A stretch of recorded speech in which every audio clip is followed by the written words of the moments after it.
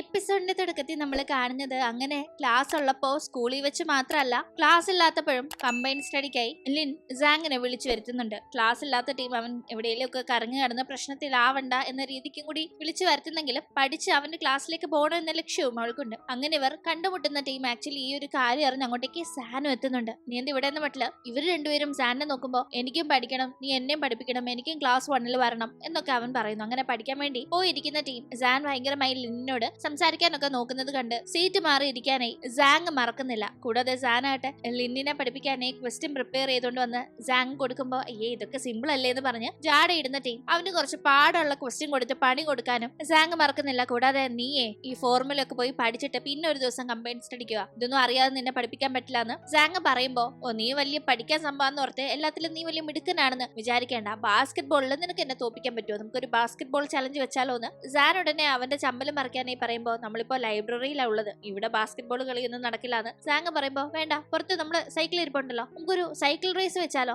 അതിനെന്താ നിനക്ക് ചങ്കൂറ്റുണ്ടോ എന്ന് ചോദിക്കുമ്പോ ഞാനിവിടെ ലിന്നിനെ പഠിപ്പിക്കാൻ വേണ്ടിയാ വന്നത്, അതിന്റെ ഇടയിൽ ഈ ചലഞ്ചിലൊന്ന് പങ്കെടുത്ത് സമയം കളയാനേ എനിക്ക് പറ്റില്ല, ഭയങ്കരമായി തന്നെ പഠിക്കാനല്ലാണ്ട് വേറെ എന്തിനു നിന്നെ കൊള്ളാമെന്ന രീതിക്ക് സാൻ സംസാരിക്കുമ്പോ സാങ്ങിന് അത് കുറച്ച് ഹേർട്ട് ആവുന്നുണ്ട്. അവൻ സൈക്കിൾ ഓടിക്കുന്ന ഒരാളെ അല്ല, സാങ്ങിന് സൈക്കിൾ ഓടിക്കാൻ അറിയില്ല എന്ന് അറിയാവുന്നതുകൊണ്ടാണ് സാൻ ഇങ്ങനെ ഒരു ചലഞ്ച് ഇപ്പൊ ഇവിടെ വെച്ചത്. പക്ഷെ അറിയില്ലെങ്കിൽ തോറ്റു കൊടുക്കാൻ തയ്യാറാവാതെ അതിനെന്താ ഇത് വലിയ സംഭവം എന്നല്ലെന്ന് പറഞ്ഞ് സാങ് സൈക്കിൾ ഓടിക്കാനായി ഒരു പരിശ്രമം നടത്തുന്നുണ്ടെങ്കിലും ബാലൻസ് തെറ്റി അവൻ വീഴുന്നു. ഇത് കണ്ടിട്ടും ഹെൽപ്പ് ചെയ്യാനൊന്നും സാൻ പോകുന്നില്ല, ചെറിയൊരു വീഴ്ചയല്ലേന്ന് മട്ടി സാൻ അവിടെ നിൽക്കുമ്പോൾ ഇത് കണ്ട് ഓടിയെത്തുന്ന ലിന്നിന്റെ മുന്നില് വീണ് ഭയങ്കരമായിട്ട് പരിക്കേറ്റ കണക്ക് സാങ് അടവിടുമ്പോഴേക്കും പാവം തോന്നുന്ന ലിൻ സാനിനോട് ചുമ്മാ ഈ ഒരു ചലഞ്ച് ഒക്കെ വെച്ച് സാങ്ങിന് ഇപ്പൊ വീഴ്ചന്റെ പേരിൽ ദേഷ്യപ്പെടുകയും അവളുടെ സൈക്കിളിൽ അവനെ വീട്ടിലേക്ക് ഡ്രോപ്പ് ചെയ്യാനായി കൊണ്ടുപോവുകയും ചെയ്യുന്നു. വീട്ടിലെത്തുമ്പോ അവിടെ ആരുമില്ല, അവൻ ഒറ്റയ്ക്കാണ് താമസിക്കുന്നത്. അച്ഛനും അമ്മയും ജോലി സംബന്ധമായി മറ്റൊരു സ്ഥലത്താണ്, അതായത് ആഫ്രിക്കയിലാണ് അവർ വർക്ക് ചെയ്യുന്നത്. ഇവിടെ ആകട്ടെ അവന്റെ ബുക്ക് കളക്ഷനും കാര്യങ്ങളും കണ്ട് അവൾ അന്തം വിട്ടു പോകുന്നുണ്ട്. വെറുതെ അല്ല ഇവൻ പഠിപ്പിയായെന്ന് അവൾ അവനെ പ്രശംസിക്കുന്നുണ്ട്. കൂടാതെ മരുന്നെടുത്ത് വേഗം മുറിവിൽ വെച്ച് കൊടുക്കുന്ന ടീം അവൾ ഭയങ്കര കാര്യമായിട്ട് അവനെ കെയർ ചെയ്ത് നോക്കുന്നുണ്ട്.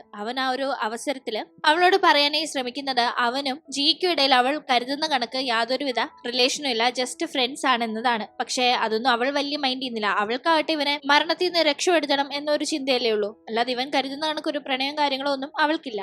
എന്തെങ്കിലും അവിടെ കുട്ടിക്കാലത്തെ അവന്റെ ഫോട്ടോ ഇരിക്കുന്നത് അവൾ കാണുന്നുണ്ട്. അവൻ മിഡിൽ സ്കൂളിൽ പഠിച്ച ടൈം ഉള്ള ഫോട്ടോ ആണത്. അത് കാണുന്നവൾ നീ ഈ സ്കൂളിലായിരുന്നു പഠിച്ചത് എന്ന് ചോദിക്കുമ്പോൾ അതേന്ന് അവൻ പറയുന്നുണ്ട്. ആ സ്കൂളിൽ പഠിക്കുന്ന ടീം അവൻ ബാസ്കറ്റ് ബോൾ ഒക്കെ കളിക്കുമായിരുന്നു, പക്ഷെ പിന്നീട് അവൻ ആ ടച്ചൊക്കെ വിട്ടുപോയി എന്നത് അവൻ പറയാൻ വരുമ്പോഴേക്കും ആക്ച്വലി നിന്റെ കൂടെ അന്ന് ബാസ്കറ്റ് ബോൾ കളിക്കാനായിട്ട് സാൻ വന്നിട്ടുണ്ടായിരുന്നു. അവന്റെ ആ ബാസ്കറ്റ് ബോൾ മാച്ചിന്റെ ഇടയിൽ സത്യത്തിൽ എനിക്ക് അവനോട് ഭയങ്കരമായിട്ട് പ്രണയം തോന്നി തുടങ്ങിയത്. കാരണം അവൻ അന്ന് ആ ഒരു മാച്ച് കാണാൻ വന്ന ടീം എനിക്കൊരു അപകടം പറ്റേണ്ടതായിരുന്നു, പക്ഷെ എന്നെ സേവ് ചെയ്തു. അതിനുശേഷമാണ് ഞാൻ അവനെ കൂടുതൽ ശ്രദ്ധിച്ചു തുടങ്ങിയതും അവനോട് എനിക്ക് പ്രണയമായതു എന്നല്ല ലിൻ ഇങ്ങനെ പറയുമ്പോൾ അത് കേൾക്കുന്ന സാങ്ങിന് അന്നത്തെ കാര്യം ഓർമ്മ വരുന്നുണ്ട്. അന്ന് സാനും ലിന്നും പഠിച്ചിരുന്ന സ്കൂളിലായിരുന്നില്ല സാങ് പഠിച്ചിട്ടുണ്ടായിരുന്നത്, അവൻ പഠിച്ചത് മറ്റൊരു സ്കൂളിലാണ്. ആ സ്കൂളിനും ലിന്നിന്റെ ഒക്കെ സ്കൂളിനും ഇടയിൽ ഒരു ബാസ്കറ്റ് ബോൾ മാച്ച് വന്നപ്പോ ആ രണ്ട് ടീമുകളിലായി അന്ന് നേർക്ക് നേരെ കളിക്കാനായി ഏറ്റുമുട്ടിയത് സാനും സാങ്ങും ആയിരുന്നു. സാനിന്റെ മാച്ച് കാണാൻ വേണ്ടി ലിൻ എത്തിയിട്ടുണ്ടായിരുന്നു. അവിടെ വെച്ച് ലിന്നിനെ കണ്ട സാങ്ങിന് അന്ന് അവളോടൊരു ക്രഷ് തോന്നി എന്നത് സത്യമാണ്. പക്ഷെ അവൾ ഒരിക്കലും അവനെ നോട്ടീസ് ചെയ്തിട്ടേ ഉണ്ടായിരുന്നില്ല. എന്തായാലും ആ കാര്യങ്ങൾ ഇപ്പൊ നമുക്ക് മനസ്സിലാക്കാം.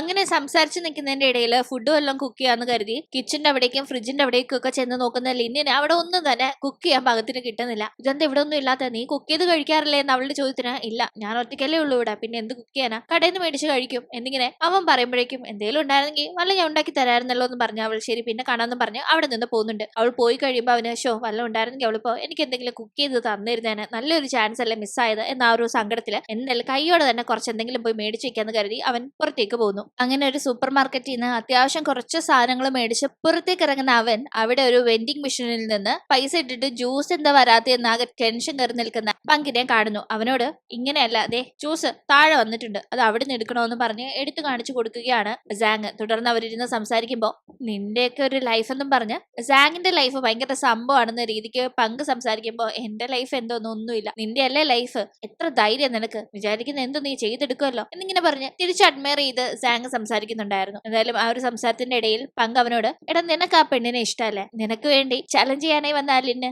അവക്കാണെങ്കിൽ എന്നെ കണ്ടൂടെ, എപ്പൊ കണ്ടാലും ഞങ്ങള് തമ്മില് വഴക്ക, അത് നിന്റെ കാര്യം പറഞ്ഞ അവളെന്റെ മെക്കിട്ട് കയറാൻ വരുന്നതെല്ലാം പങ്ക് പറയുമ്പോ എന്തായാലും നിനക്ക് ഇഷ്ടമല്ലേ അവളെ എന്ന പങ്കിന്റെ ചോദ്യത്തിന് അതേന്നോ അല്ലെന്നോ ഉത്തരം പറയാതെ അവൾക്ക് എന്റെ ക്ലാസ്സിൽ പഠിക്കണം എന്ന് ഭയങ്കര ആഗ്രഹം, ഞാൻ അവളെ പഠിക്കാനായി ഹെൽപ്പ് ചെയ്യുകയാണെന്ന് സാങ് പറയുമ്പോ അവൾ എന്തിനാ നിന്റെ ക്ലാസ്സിൽ പഠിക്കണമെന്ന് ഇത്ര ആഗ്രഹിക്കുന്നതെന്ന പങ്കിന്റെ പങ്കിന്റെ ചോദ്യത്തിന് എനിക്കത് അറിയില്ല, ആക്ച്വലി എനിക്കും അത് അറിയാൻ ആഗ്രഹം ഉണ്ടെന്ന് സാങ് പറയുമ്പോ എങ്കിൽ വാ നമുക്ക് അവളോട് തന്നെ നേരിട്ട് പോയി ചോദിക്കാന്നും പറഞ്ഞ് സാങ്ങിനെ വലിച്ചോണ്ട് നേരെ പങ്ക് പോകുന്നത് ലിന്നിന്റെ വീടിന്റെ അവിടേക്കാണ്. ലിൻ അപ്പോഴേക്കും വീട്ടിലെത്തി പഠിക്കാനായിട്ടുള്ള തയ്യാറെടുപ്പിലായിരുന്നു. പക്ഷെ അവൻ അവൾക്ക് ഹോംവർക്ക് ആയി ചെയ്യാൻ കൊടുത്ത ചില പ്രോബ്ലംസ് ഒന്നും നോക്കിയിട്ടൊന്നും അവൾക്ക് മനസ്സിലാവുന്നില്ല. അവന് മെസ്സേജ് അയച്ചാലോ എന്ന് ഹെൽപ്പ് ചോദിച്ചാലോ എന്ന് കരുതി ഫോൺ എടുത്ത് മെസ്സേജ് അയക്കുന്ന ആ ഒരു ടീം തന്നെ അവളുടെ ജനാലയുടെ അവിടെ ഒരു കല്ല് വന്ന് വീഴുന്നുണ്ട്. ആരുടെ കല്ലെറിഞ്ഞെന്ന് അവൾ ദേഷിച്ച് ജനാല വഴി നോക്കുമ്പോൾ അവിടെ സാങ്ങിനെ കണ്ട് മെസ്സേജ് അയച്ചുള്ളല്ലോ, അപ്പോഴേക്കും വന്നൊന്ന് തുള്ളിച്ചാടി നേരെ താഴേക്ക് ഇറങ്ങി ചെല്ലുമ്പോൾ സാങ് മാത്രമല്ല പങ്ക് കൊണ്ടുകൂടെ. പങ്കിനെ സാങ്ങിന്റെ കൂടെ കണ്ടവിടെ ലിന്നിന്റെ ടെൻഷൻ കയറുന്നുണ്ട്. നീ എന്തിനാ ഇവന്റെ പുറകിന് വന്നേന്നല്ല പങ്കിനോട് ലിൻ ദേഷ്യപ്പെടുമ്പോഴേക്കും നീ എന്തിനാ അവന്റെ ക്ലാസ്സിൽ പോകണമെന്ന് ഇത്ര ആഗ്രഹിക്കുന്നതെന്ന പങ്കിന്റെ ചോദ്യത്തിന് എനിക്ക് അവനെ പ്രൊട്ടക്ട് ചെയ്യണം, അതിനുവേണ്ടിയാ ഞാൻ അവന്റെ ക്ലാസ്സിൽ പോകാനായി വിചാരിക്കുന്നത്, അവന്റെ കൂടെ ഉണ്ടാവാൻ പറ്റുമല്ലോ എന്ന് ലിൻ പറയുമ്പോ മനസ്സിലായല്ലോ എന്നും പറഞ്ഞ് പങ്ക് അവിടെ നിന്ന് പോകുന്നു.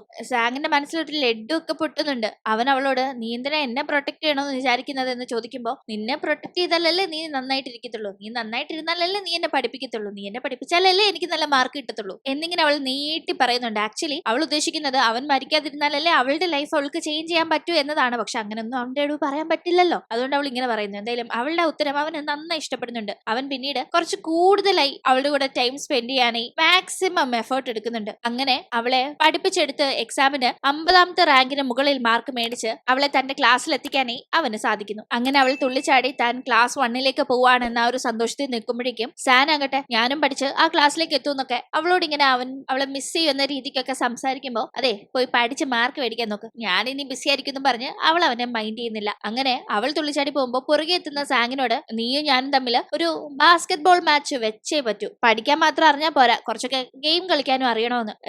സാങ്ങിനെ പഠിക്കാൻ മാത്രമേ കൊള്ളത്തുള്ളൂ, വേറെ ഒരു കഴിവും അവനില്ല എന്ന മട്ടില് കളിയാക്കി സംസാരിക്കുന്നുണ്ടായിരുന്നു. അങ്ങനെ ക്ലാസ്സിലെത്തി കഴിയുമ്പോൾ സാർ അവളോട് ഒരു സെൽഫ് ഇൻട്രോ പറയാനായി പറയുന്നുണ്ട്. അവളാകട്ടെ എല്ലാവർക്കും എന്നെ അറിയായിരിക്കുമല്ലോ, ക്ലാസ് 9ലായിരുന്നു ഞാൻ ഉണ്ടായിരുന്നത്, ഇപ്പൊ ഞാൻ ക്ലാസ് 1ലെത്തി, നിങ്ങളുടെയൊക്കെ ക്ലാസ്മേറ്റ് ആയി മാറിയിരിക്കുന്നു എന്ന് അവൾ പറഞ്ഞ് അങ്ങനെ സീറ്റിലിരിക്കാനായി നോക്കുമ്പോ ഏറ്റവും ലാസ്റ്റ് ആയി ഒരേ ഒരു സീറ്റ് മാത്രമുണ്ട്. അവിടെയോ എനിക്കിങ്ങും വയ്യാന്ന മട്ടിൽ അവളുടെ മുഖം മാറുമ്പോഴേക്കും അത് ശ്രദ്ധിക്കുന്ന ജി തൊട്ടടുത്തിരിക്കുന്ന സാങ്ങിനോട് നിനക്ക് അവളുടെ കൂടെ ഇരിക്കാൻ ആഗ്രഹമുണ്ടോ, ഉണ്ടല്ലേ എന്ന് ചോദിക്കുമ്പോൾ അവൻ ഉണ്ടെന്ന് പതിയെ തലയാട്ടുമ്പോഴേക്കും ജി പെട്ടെന്ന് കൈ ഉയർത്തി സാറിനോട് സീറ്റ് മാറാൻ അവൾ തയ്യാറാണെന്ന് അറിയിക്കുന്നത്. അങ്ങനെ ജി എഴുന്നേറ്റ് പോകുമ്പോ സാങ്ങിന്റെ തൊട്ടടുത്ത സീറ്റിലേക്ക് ലിൻ വന്നിരിക്കുന്നു. അവൾ ഒരുപാട് ഹാപ്പി, അവൻ അതിലും ഹാപ്പി. അങ്ങനെ നല്ല മാർക്ക് കിട്ടി ക്ലാസ് മാറാൻ സാധിച്ചതിന്റെ സന്തോഷത്തിന് യാങ്ങിനെയും സാങ്ങിനെയും ജിയും കൂടി ട്രീറ്റിന് വേണ്ടി ലിൻ വിളിച്ചുകൊണ്ട് പോകുന്നുണ്ട്. അവരവിടെ ഫുഡ് കഴിക്കാനായി ഇരിക്കുന്ന ടീം അങ്ങോട്ടേക്ക് പങ്കും വരുന്നു. പങ്കിനെ കണ്ടുപാടെ നീ എന്തിനാ ഇപ്പൊ ഇങ്ങോട്ട് വന്നേന്ന് ജി ദേഷ്യപ്പെടുമ്പോ ഞാൻ നിനക്ക് വേണ്ടി വന്നതല്ല സാങ്ങിന് വേണ്ടി വന്ന, ഞങ്ങളിപ്പോ നല്ല ഫ്രണ്ട്സ് ആണെന്ന് പങ്ക് പറയുന്നുണ്ട്. അങ്ങനെ ഫുഡ് കഴിച്ചു കഴിയുമ്പോൾ എന്റെ കയ്യിലെ കുറെ പടക്കമുണ്ട്, നമുക്ക് അത് പോയി പൊട്ടിച്ച് കളിക്കാന്നും പറഞ്ഞ് സ്കൂളിന്റെ അവിടേക്ക് തന്നെ പങ്ക് ഇവരെ വിളിച്ചുകൊണ്ട് പോകുന്നു. അങ്ങനെ പടക്കം പൊട്ടിച്ച് കഴിയുമ്പോഴേക്കും ജിയുടെ അച്ഛൻ അങ്ങോട്ടേക്ക് എത്തുന്നുണ്ട്. തുടർന്ന് അവരെല്ലാം ഓടുമ്പോ ജി ഓടാതെ അച്ഛനെ കലി പിടിപ്പിക്കാൻ വേണ്ടി അവിടെ തന്നെ നിൽക്കാണ്. ജി അവിടെ നിൽക്കുമ്പോ യാങ്ങും അവിടെ തന്നെ നിൽക്കുന്നു, കാരണം അവളെ ഒറ്റയ്ക്ക് വഴക്ക് കേൾക്കണ്ട എന്ന രീതിക്ക്. തുടർന്ന് അച്ഛൻ അവരോട് നിങ്ങൾ ഫൈനൽ ഇയർ സ്റ്റുഡൻസാ, അതിന്റെ ഒരു സീരിയസ്നെസ്സും ഇല്ലാതെ ഇങ്ങനെ നടക്കാണെന്ന് പറഞ്ഞ് ഷൗട്ട് ചെയ്യും, വേഗം ഇവിടെ നിന്ന് പൊക്കോന്ന് പറഞ്ഞ് ദേഷ്യപ്പെടുകയും ചെയ്യുന്നുണ്ട്. എന്തായാലും അപ്പോഴേക്കും പങ്കും അവിടെ നിന്ന് പോയിട്ടുണ്ടായിരുന്നു. പങ്കും സാങ്ങും എപ്പോ ഇത്രയും നല്ല ഫ്രണ്ട്സ് ആയെന്ന മട്ടില് ലിന്നൊന്നും മനസ്സിലാവുന്ന നിൽക്കാണ്. കാരണം പങ്ക് കാരണമാണ് സാങ്ങിന് അപകടം വരാൻ പോകുന്നതെന്ന് പേടിച്ചായിരുന്നു ലിൻ ഇത്രയും നാൾ ഉണ്ടായിരുന്നത്. എന്തായാലും അതല്ല കാര്യമെന്ന് ഇപ്പൊ അവൾക്ക് മനസ്സിലാവുന്നുണ്ട്. നിങ്ങളെപ്പോഴും ഇത്രയും നല്ല ഫ്രണ്ട്സ് ആയെന്ന മട്ടില് അവളുടെ ചോദ്യത്തിന് മറുപടി പറയാനായി സാങ്ങിന് പറ്റുമോ, ഇവളുടെ കാര്യം പറഞ്ഞാണ് അവർ ഫ്രണ്ട്സ് ആയതെന്ന് പറ്റില്ലല്ലോ, അതുകൊണ്ട് തന്നെ അവ മിണ്ടാതിരിക്കുന്നു. അങ്ങനെ അടുത്ത ദിവസം ക്ലാസ്സിലിരിക്കുമ്പോഴേക്കും ബാസ്കറ്റ് ബോൾ മാച്ചിന് പേര് കൊടുക്കാനായി ഈ ക്ലാസ്സിൽ നിന്ന് ആരെങ്കിലും ഉണ്ടോ എന്ന സാറിന്റെ ചോദ്യത്തിന് സാങ്ങിന്റെ ക്ലാസ്സിലെ കുട്ടികളൊക്കെ കൂടുതലും പഠനം ഇഷ്ടപ്പെടുന്നവരാണ്, അവർക്ക് ഗെയിംസും കാര്യങ്ങളും ഇഷ്ടമല്ല, അതുകൊണ്ട് തന്നെ ആരും തയ്യാറാവുന്നില്ല. പക്ഷെ സാങ് സ്വമേധയാ കൈ ഉയർത്തുന്നുണ്ട് ബാസ്കറ്റ് ബോൾ മാച്ചിന് അവൻ തയ്യാറാണെന്ന്. തുടർന്ന് ഇവനെന്തിപ്പോ ഇങ്ങനെ തന്നെ പേര് കൊടുത്തെന്ന് എല്ലാവരും അന്തപ്പെടുന്നുണ്ടെങ്കിലും ലിന്നാകട്ടെ അവന് വേണ്ടി എങ്ങനെ ചിയർ ചെയ്യാം എന്ന കാര്യങ്ങളാണ് ചിന്തിക്കുന്നത്. അവനെ ചിയർ ചെയ്യാൻ വേണ്ടി അവൾ കുറച്ച് വലിയ ബാനർ ഒക്കെ തയ്യാറാക്കുന്നുണ്ടെങ്കിലും അടുത്ത ദിവസം ക്ലാസ്സിലെത്തുന്ന അവൾ തലേന്ന് തയ്യാറാക്കി വെച്ച ബാനർ നോക്കുമ്പോൾ അതെല്ലാം നശിച്ചു കിടക്കാണ്. അവൾക്ക് ഭയങ്കര സങ്കടമാവുന്നുണ്ട്. അത് കാണുന്ന സാങ്ങാകട്ടെ സാരില്ല, നീ എനിക്ക് വേണ്ടി ജസ്റ്റ് വന്ന് ചിയർ ചെയ്താൽ മതി എന്ന് അവൻ പറയുന്നുണ്ട്. അങ്ങനെ അവളാകട്ടെ ചുമ്മാ ചിയർ ചെയ്ത് എങ്ങനെയാ, അവന് വേണ്ടി ഒരു ബാനർ ഒക്കെ തയ്യാറാക്കണമെന്ന രീതിക്ക് സ്റ്റോർ റൂമിലേക്ക് ചെല്ലുമ്പോഴേക്കും സ്റ്റോർ റൂമിൽ അവളെ കാണുന്ന ടെങ് അവളെ അവിടെ പൂട്ടിയിടുകയാണ്. ഈ ടെങ്ങാണ് അവൾ മുന്നേ തയ്യാറാക്കിയ ബാനർ നശിപ്പിച്ചതെന്ന് ലിന്നിനൊപ്പം മനസ്സിലാവുന്നുണ്ട്. ആക്ച്വലി ബാസ്കറ്റ് ബോൾ കളിക്കാൻ സാങ് ഇപ്പോ തയ്യാറായി വന്നത് തന്നെ അവനെ സാൻ മുന്നേ ചലഞ്ച് ചെയ്തിരുന്നില്ലേ, അതുകൊണ്ടാണ്. സാൻ ആണെങ്കിൽ ആ സ്കൂളിൽ അറിയപ്പെടുന്ന ഒരു ബാസ്കറ്റ് ബോൾ പ്ലെയർ ആണ്. അപ്പൊ തന്നെ അവരുടെ മാച്ച് തുടങ്ങാനായി നിൽക്കുമ്പോഴേക്കും കൂടുതൽ പേരും സാനിനെയാണ് ചിയർ ചെയ്യുന്നത്. ലിൻ അപ്പോഴേക്കും സ്റ്റോർ റൂമിൽ പെട്ടുപോയിരുന്നു. അവൾക്ക് ഡോറ് തുറന്ന് പുറത്തിറങ്ങാൻ കഴിയുന്നില്ലെങ്കിലും അവൾ ജനാല വഴി സാങ്ങിന്റെ പേര് വിളിച്ച് അവനെ ചിയർ ചെയ്യാണ്. അവൾ ഉറക്കെ കിടന്ന് വിളിക്കുന്നത് കേൾക്കുന്ന സാങ് അവളെ വളരെ സന്തോഷത്തോടെ നോക്കുകയും അങ്ങനെ മാച്ച് തുടങ്ങുകയും ചെയ്യുന്നുണ്ട്. പക്ഷെ അപ്പോഴേക്കും ഇവിടെ അവൾ ചെയറിലൊക്കെ കയറി നിന്നാണ് അവന്റെ പേര് വിളിച്ച് ചിയർ ചെയ്തുകൊണ്ടിരുന്നത്. പെട്ടെന്ന് അവൾക്ക് വയ്യാണ്ടാവുമ്പോഴേക്കും അവൾ പതിയെ വീഴുന്ന കണക്ക് പോകുന്നുണ്ട്. അത് അത് കാണുന്ന സാങ് ആകട്ടെ മാച്ചിന്റെ കാര്യം ഒന്നും ആലോചിക്കാതെ വേഗം അവിടെ നിന്ന് ഓടിയിറങ്ങി അവളെ രക്ഷപ്പെടുത്താനായി സ്റ്റോർ റൂമിന്റെ അവിടേക്ക് ചെല്ലുന്നുണ്ട്. അങ്ങനെ അവൻ അവളെ സേഫ് ആക്കി പിടിക്കുമ്പോഴേക്കും അവളുടെ പകുതി ബോധം പോയിട്ടുണ്ടായിരുന്നു. പക്ഷെ ആ ഒരു പാതി അൺകോൺഷ്യസ് ആയിരിക്കുന്ന ടീം അവൾക്ക് ചില കാര്യങ്ങൾ ഓർമ്മയായിരുന്നു. മുന്നേ പറഞ്ഞിരുന്നില്ലേ ഒരു ബാസ്കറ്റ്ബോൾ മാച്ചിന്റെ ഇടയിൽ അവൾക്ക് അപകടം പറ്റിയപ്പോൾ അവളെ രക്ഷപ്പെടുത്തിയത് സാനാണ്. അതിനുശേഷമാണ് അവൾക്ക് അവനോട് പ്രണയമായതെന്ന്. ആക്ച്വലി അന്ന് അവളെ രക്ഷപ്പെടുത്തിയത് സാൻ ആയിരുന്നില്ല, ഈ സാങ് തന്നെയായിരുന്നു. പക്ഷെ ബോധം പോകുന്നതിന് മുന്നേ ആരോ തന്നെ രക്ഷപ്പെടുത്താൻ വന്നത് അവൾ ചെറുതായി അന്ന് കണ്ടിരുന്നു. പിന്നീട് ബോധം വന്നപ്പോൾ അവളുടെ കൂടെ അന്ന് ഉണ്ടായിരുന്നത് സാൻ ആയിരുന്നു. അവന്റെ കയ്യിലും മുറിവ് പറ്റിയതിന്റെ ഒരു കെട്ടൊക്കെ ഉണ്ടായിരുന്നു. അവളെ രക്ഷപ്പെടുത്താനായി വന്ന ആൾക്ക് കയ്യിൽ പരിക്കേറ്റിരുന്നു എന്ന് മാത്രം അവൾക്ക് മനസ്സിലായിരുന്നു. പിന്നീട് ബോധം വന്നപ്പോ സാന്റെ കയ്യിലെ കെട്ട് കണ്ട് അവൻ അടുത്തുണ്ടായിരുന്നത് കൊണ്ടും അവനാണ് രക്ഷപ്പെടുത്തിയെന്നാണ് അവൾ കരുതിയിരുന്നത്. പക്ഷെ അവനോട് അതിനെപ്പറ്റി ചോദിച്ചിട്ടില്ല. എന്തായാലും ഇപ്പോ അതേ കണക്കൊരു സംഭവം നടന്നല്ലോ. ഇപ്പൊ അവൾക്ക് ബോധം വരുമ്പോഴേക്കും സാങ്ങും സാനും ഉണ്ട്. അവൾ പതിയെ സാനോട് പണ്ട് ഇതേ കണക്ക് എനിക്കൊരു അപകടം സംഭവിച്ചപ്പോ എന്നെ രക്ഷപ്പെടുത്തിയത് നീ ആയിരുന്നോ എന്ന് തിരക്കുമ്പോ രക്ഷപ്പെടുത്തിയത് ഞാനൊന്നും അല്ല എന്ന് അവനിപ്പോ തുറന്നു പറയുന്നുണ്ട്. നിന്റെ കയ്യിൽ അന്നുണ്ട ഒരു മുറിവില്ലേ, അതെങ്ങനെ ഉണ്ടായതെന്ന് ചോദിക്കുമ്പോ അതെന്നെ പൂച്ച മാന്തിയതായിരുന്നു, അതിന്റെ പൂണ്ട് കെട്ടി വെച്ചിരുന്നതായിരുന്നു മരുന്നൊക്കെ വെച്ചിട്ടെന്ന് അവൻ പറയുമ്പോഴേക്കും ഒരിക്കൽ ഇവനല്ല തന്നെ രക്ഷപ്പെടുത്തിയതെന്ന് അവൾ കൺഫേം ചെയ്യുന്നുണ്ട്. അവൾ വേഗം തന്നെ സാങ്ങിന്റെ അടുത്തേക്ക് ചെന്ന് നമ്മളെ ഈ സ്കൂളിൽ വെച്ച് കാണുന്നതിന് മുന്നേ എവിടെയെങ്കിലും വെച്ച് അങ്ങനെ കണ്ടിട്ടുണ്ടായിരുന്നോ എന്ന് ചോദിക്കുമ്പോ അങ്ങനെ അറിയില്ല, ചിലപ്പോ കണ്ടിട്ടുണ്ടാവും, അറിയില്ല എന്നിങ്ങനെ അവൻ എവിടെ തൊടാതെ ഒരു മറുപടി കൊടുക്കുന്നുണ്ട്. എന്തായാലും അവൾ നേരിട്ട് അവനോട് മനസ്സിലുള്ള കാര്യങ്ങൾ ചോദിക്കുന്നില്ല. പകരം അവന്റെ കയ്യിൽ ഒരുപക്ഷെ അന്ന് സംഭവിച്ച ആ മുറിവിന്റെ പാടിപ്പോഴും ഉണ്ടാകാം, അത് കണ്ടാലൊന്ന് കൺഫേം ചെയ്യാൻ സാധിക്കും എന്ന് തോന്നുന്നവൾ നാളെ നമുക്കൊരു ഔട്ടിങ്ങിന് പോയാലോ, എന്നോട് നീ പുറത്തേക്ക് വരുമോന്ന് അവനോട് ചോദിക്കുമ്പോ അത് കേൾക്കേണ്ട താമസം അവൻ പിന്നെന്താന്നും പറഞ്ഞ് സമ്മതിക്കുന്നുണ്ട്. ശേഷം എന്ത് സംഭവിക്കുമെന്ന് നമുക്ക് അടുത്ത എപ്പിസോഡിലൂടെ കാണാം. ഇന്നത്തെ വീഡിയോ ഇഷ്ടമായാൽ മറക്കാതെ ലൈക്ക് ചെയ്തും ഷെയർ ചെയ്തും സബ്സ്ക്രൈബ് ചെയ്തും സപ്പോർട്ട് ചെയ്യണേ. വീണ്ടും പുതിയൊരു എപ്പിസോഡുമായി കണ്ടുമുട്ടും വരെ ബൈ.